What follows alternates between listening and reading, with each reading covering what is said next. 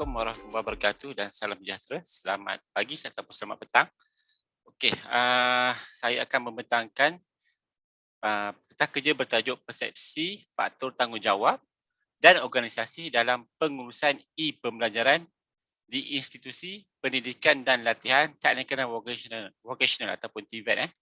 Peta kerja ini dibentangkan untuk International Conference on Educational Leadership and Management yang dianjurkan oleh Institut Aminuddin Baki ataupun dikenali sebagai ICLAM 2021.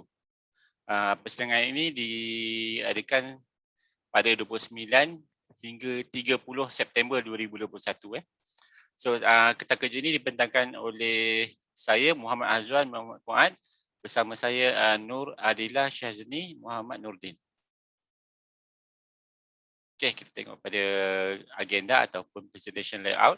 Kita mulakan dengan pengenalan dan cabaran pendidikan dan latihan teknikal vocational semasa pandemik. Kemudian model pengajaran dan pembelajaran yang dapat meningkatkan keberkesanaan e-pembelajaran. Seterusnya metodologi, hasil dapatan kajian dan kesimpulan. Sini. Okey. Pengenalan ya. Kalau kita tengok pendidikan dan latihan teknikal dan vocational, TVET itu adalah satu platform yang mengutamakan pembelajaran sepanjang hayat. Jadi di mana-mana negara, sama ada di Asia ataupun di Barat, ada sistem TVET ni, sama ada dia dalam nama dia TVET ataupun nama dia lain, sama ada CTE ke, Further Education ke, Vocational Education ke. Tapi sistem ni dia menyokong sistem pembelajaran sepanjang hayat untuk memberi latihan, kemahiran kepada warga negara dia. So TVET ni dia perlu mengikut arus semasa lah. Kalau industri tu dah berubah, memasuki era IR 4.0, era digital, jadi sistem perkhidmatan TVET itu sendiri perlu berubah. Impact pandemik kepada TVET pada hari ini menyebabkan proses pengajaran dan pembelajaran secara konvensional, tradisional, face-to-face tu dia berubah kepada e-learning ataupun e-pembelajaran. Kalau sebelum ni pelajar datang ke makmal, ke bengkel, ke kelas, ke pusat pengajian, di mana ada guru, pensyarah dan pengajar di situ. Tapi hari ini sebabkan global pandemic ni, COVID-19 ni, pembelajaran dilakukan secara dalam talian ataupun e-learning, e-pembelajaran. Okey.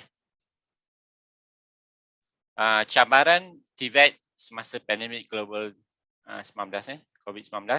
TVET ni dia perlu berhadapan dengan secara apa juga cabaran ataupun rintangan agar sesuai dengan tuntutan industri dan pasaran kerja. Jadi kalau pasaran kerja itu berubah, industri itu dah berubah, jadi perkhidmatan TVET ni, pendidikan TVET ni dia perlu juga berubah seiring. Selaras dengan transformasi TVET 2013 dimulakan pada tahun 2013 bagi melatih pekerja mahir dalam ataupun agar dapat mencapai matlamat jasa penerusan negara ya. Jadi keperluan negara kita perlu menyediakan lebih banyak pekerja mahir untuk industri ataupun keperluan negara. Kemudian sebabkan global pandemic COVID-19 ni, pengangguran telah meningkat terutama daripada golongan belia lah 15 hingga 29 ya.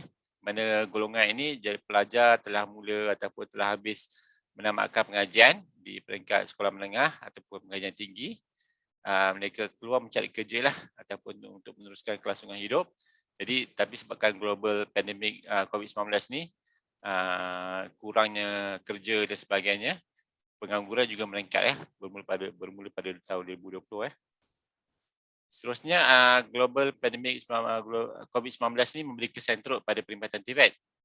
Kalau sebelum ni kita buat pengajaran atau pembelajaran secara biasa ataupun bersemuka, tapi sebabkan pandemik COVID-19 ni, kita beralih pada e-learning ya. Jadi dengan perkhidmatan sokongan teknikal, ICT dan sebagainya, membantu menyelesaikan masalah dalam sistem TVET itu sendiri pada waktu ini. Walau bagaimanapun, kita tahulah terdapat pelbagai rungutan, komen, masalah, isu dalam e-learning TVET pada hari ini. Dan keberkesanannya masih lagi diteliti ataupun dikemaskinilah daripada semasa ke semasa. Next, Dia pergi pada model pengajaran dan pembelajaran yang dapat meningkatkan keberkesanan e-pembelajaran. Kalau kita tengok di luar tu banyak model pengajaran ataupun pembelajaran yang sesuai untuk e-learning, tapi dalam konteks kajian ni penyelidik telah menggunakan model yang diperkenalkan oleh Alison Young daripada KIS International School Bangkok. Dia menggunakan model OREO ataupun OREO, kita panggil OREO lah, OREO Online Learning. Bila O tu ataupun mewakili objektif, R responsibility, E jangkaan, expectation, dan O organisasi. Jadi tiga pihak utama yang terlibat dalam model ini, guru, pelajar dan ibu bapa memainkan peranan utama dalam model pembelajaran ini. Di mana tiga-tiga pihak ini perlu bekerjasama, berperanan dalam menjayakan instruction ataupun PDP dalam pembelajaran ni. Jadi untuk kajian ini, penyelidik telah menggunakan model pembelajaran ini untuk mengkaji keberkesanan sistem e-learning untuk pelajar TVET yang disediakan oleh institusi TVET itu sendiri. Okey, metodologi dan hasil dapatan kajian. Kajian ini dijalankan secara survey, tinjauan, menggunakan pendekatan kuantitatif. Instrumen yang dipakai instrumen yang digunakan pakai ialah borang soal sidik yang disahkan ataupun diambil daripada kajian terdahulu daripada model itu sendiri, model OREO itu sendiri, di mana item di menu disahkan oleh pakar dalam bidang TVET. Kemudian kajian dilakukan ke atas pelatih TVET di negeri Kelantan, di mana dua institusi yang terlibat iaitu KKTN Mara, Pasir Mas dan Politeknik Kota Baru. Di mana pelajar terlibat adalah pelajar tahun akhir. Data dikumpul secara dalam talian online dan dianalisis secara deskriptif dan inferensi dengan software ataupun perisian IBM SPSS Statistics. Okey, data kajian menunjukkan majoriti responden adalah pelajar lelaki sesuai dengan bidang TVET itu sendiri.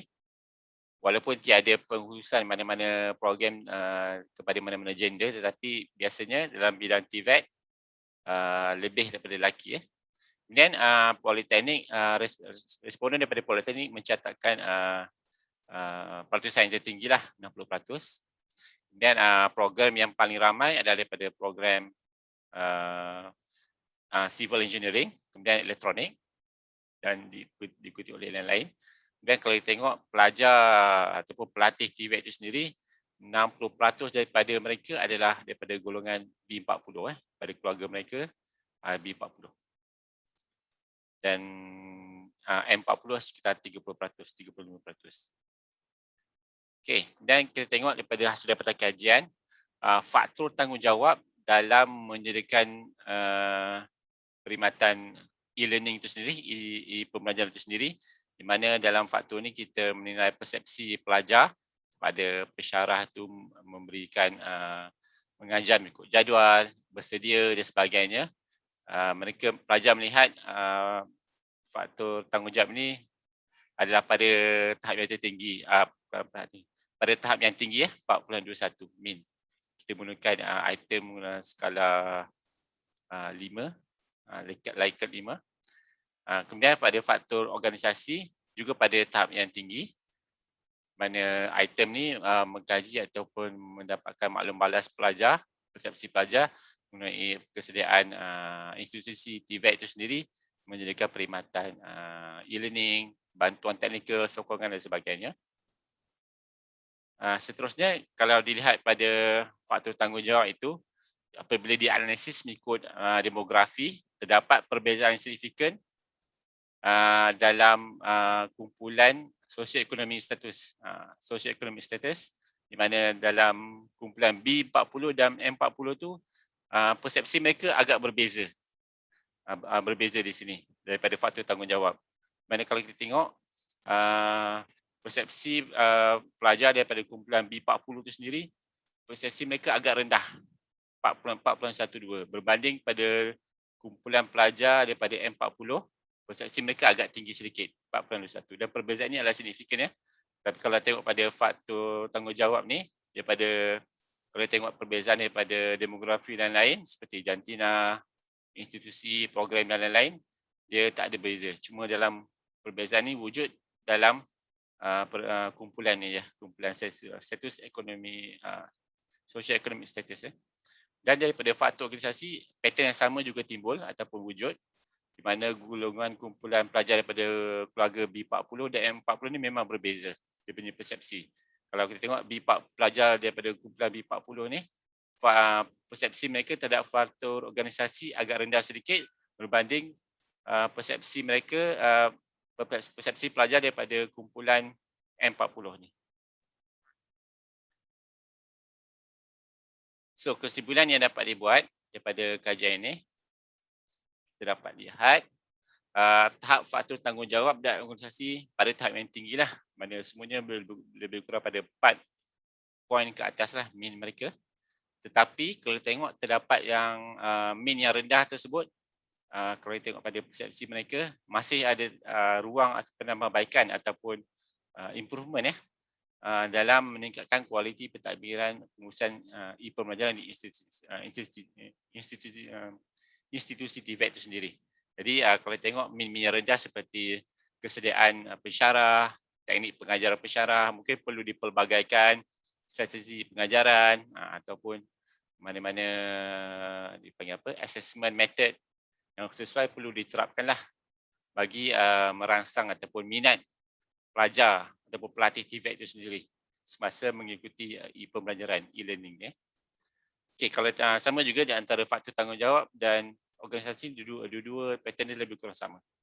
Kalau tengok pada perbezaan antara faktor tanggungjawab dan organisasi ni mengikut kumpulan demografi ni, tiada perbezaan dalam semua kumpulan demografi kecuali mengikut kumpulan sosioekonomi pelajar, iaitu pada B40, M40 memang ada beza. Jadi kalau persepsi pelajar dalam M40 ni, persepsi mereka agak tinggi sedikit berbanding B40, kumpulan daripada pelajar B40.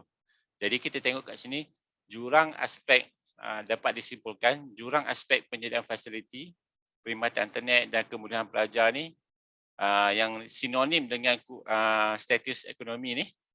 Biasanya kalau mereka berbeza status ekonomi ni, dia punya fasiliti ataupun perkhidmatan mereka, kemudahan pembelajaran mereka agak berbeza lah. Jadi perbezaan ini mungkin memainkan peranan terhadap perbezaan tahap persepsi ini sendiri.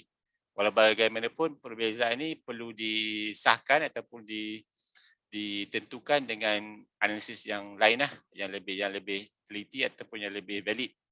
Jadi penyediaan bantuan, jadi kalau kita kata setakat kajian ini lebih kurang macam kemungkinan sajalah antara faktor-faktor yang berbeza ni sebabkan fasiliti mereka berbeza ataupun kemudahan mereka berbeza kan.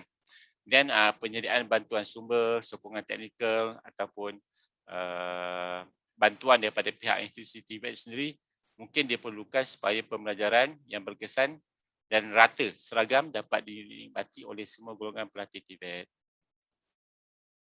Okey, saya rasa itu saja daripada saya setakat ini. Sekian, terima kasih.